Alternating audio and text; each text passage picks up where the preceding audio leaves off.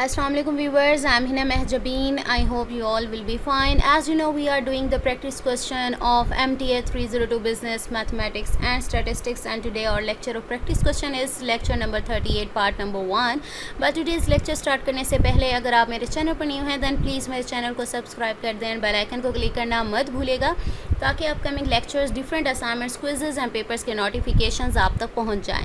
Like भी कीजिएगा, share भी कीजिएगा। ओके जी, let's start from today's lecture. Question number 1 is probabilities वाले हैं। If 12 coins are tossed at the same time, 12 time, ठीक है, 12 कॉइन्स हैं और एट द सेम टाइम किया जाता है, then find the probability getting 7 heads by using the binomial distribution formula.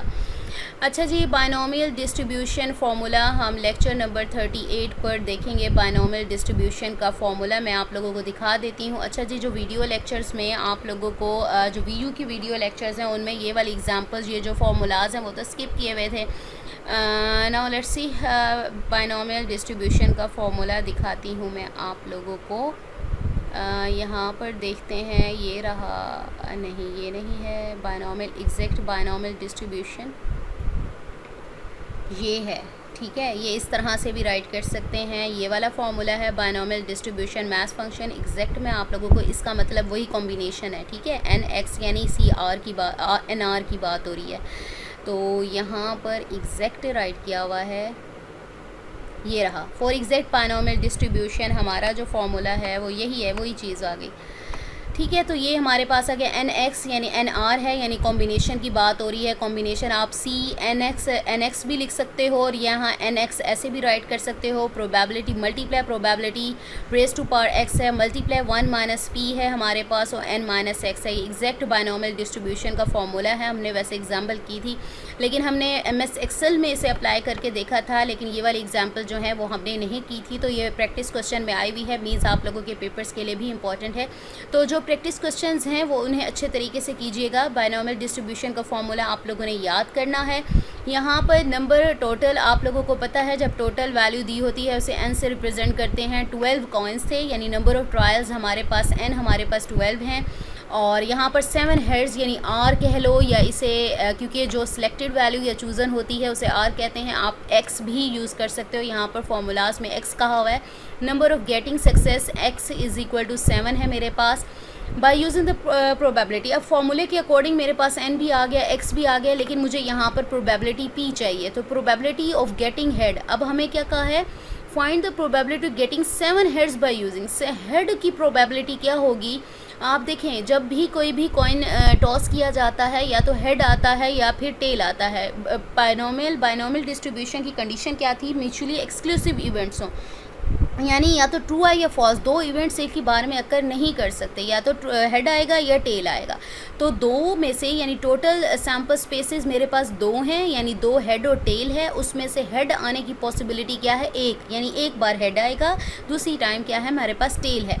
तो 1/2 हो गई, जब डिवाइड करते हो तो 0.5, यानी ये प्रोबेबिलिटी आप इसको यूज़ करोगे, ठीक है। ये आपके पास आ गई। अब आपने फार्मूला क्या यूज़ करना है, probability 7 out of 12 is equal to, ये फार्मूला लग गया। सी एन मेरे पास है 12, 7 एक्स मेरे पास है 7, मल्टीप्लाई प्रोबेबिलिटी पी मेरे पास है 0.5, रेज टू पावर एक्स मेरे पास है 7, मल्टीप्लाई 1 माइनस पी मेरे पास प्रोबेबिलिटी 0.5, एन माइनस एक्स यानी 12 माइनस 7। ये 1 माइनस पी क्यों राइट किया हुआ है, यानी गेटिंग हेड और नॉट गेटिंग हेड।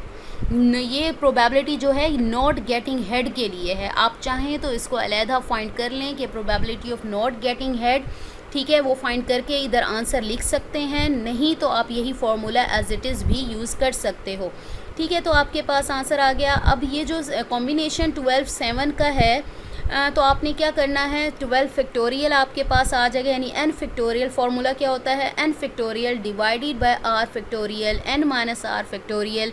12 फैक्टोरियल मेरे पास n है, r मेरे पास यहाँ 7 है, तो n माइनस r यानी 12 माइनस 7 फैक्टोरियल, और मेरे पास यहाँ 0.5 जो है उसकी रेज टू पावर 7 है। इसको कैसे आपने कैलकुलेटर से लेना है, वो लेना है इस तरह से, 0 पॉइंट हमारे पास 0 पॉइंट आपके पास आ गया 5, ये वाला जो है प्रेस करना है, रेज टू पावर 7 हमारे पास आ गया। यहीं से कॉपी करो और वहीं पेस्ट कर दो, ठीक है। यहाँ पर 1 माइनस 0.5 करें तो हमारे पास क्या आता है, माइनस 0.5 आता है।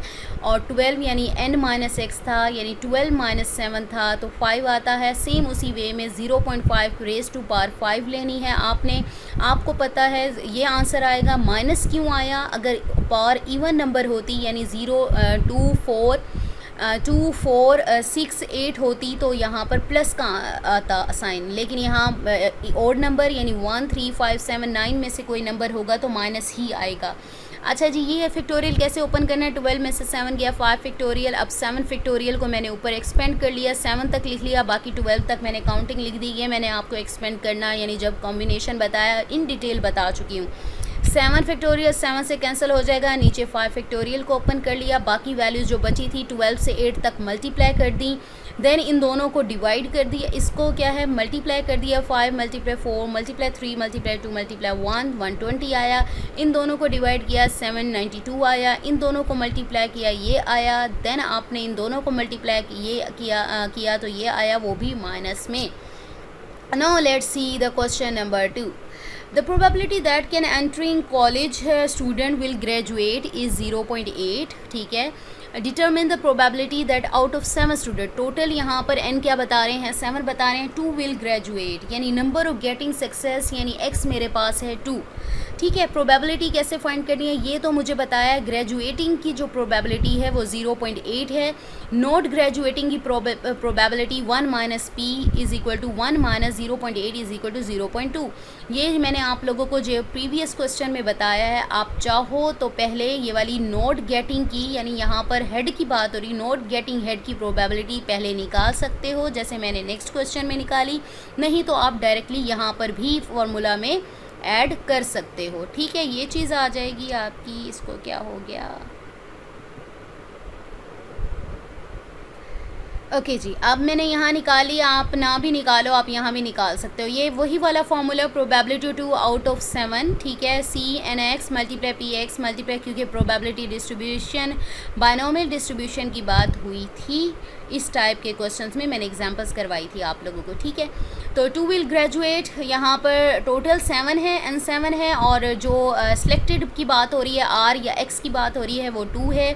और यहाँ पर P मेरे पास प्रोबेबिलिटी जो गिवन थी ग्रेजुएटिंग की वो 0.8 थी। X मेरे पास 2 है और यहाँ 0.2 क्या है, 1 माइनस पी का आंसर, या 1 माइनस 0.8 भी यहाँ पर आप लोग लिख सकते थे, तब भी 0.2 आता तो एक स्टेप और ऐड हो जाता। तो n माइनस एक्स यानी 7 माइनस 2 मेरे पास 5 आ गया। सेम उसी वे में इसको भी सॉल्व कर लो। यहाँ पर क्या फॉर्मूला कॉम्बिनेशन का होता है, n factorial divided by r factorial multiply n minus r factorial. 7 factorial वही आ गया, 7 माइनस 2 5 फैक्टोरियल। इसका क्या आ गया, 0.8 रेज़ टू पावर 2 कर दो, फिर 0.2 रेज़ टू पावर 5 कर दो, दोनों को मल्टीप्लाई कर दो। यहाँ 5 फैक्टोरियल है, ऊपर मैंने 5 फैक्टोरियल को बचा दिया, बाकी 6 7 एज इट इज़, 5 5 से कैंसिल हो गया। 6 7 42, 2 फैक्टोरियल क्या होता है, 2 मल्टीप्लाई 1 होता है, दैट इज़ 2। डिवाइड किया 21 आया, 21 को मल्टीप्लाई करो इस वैल्यू से तो आपके पास ये आंसर आ जाता है। So we have completed this lecture. मैंने आप लोगों को ऑलरेडी बता दिया है कि किस टाइप के क्वेश्चन पूछे जा सकते हैं, या आपको 5 मार्क्स में क्वेश्चन आ सकता है। ठीक है।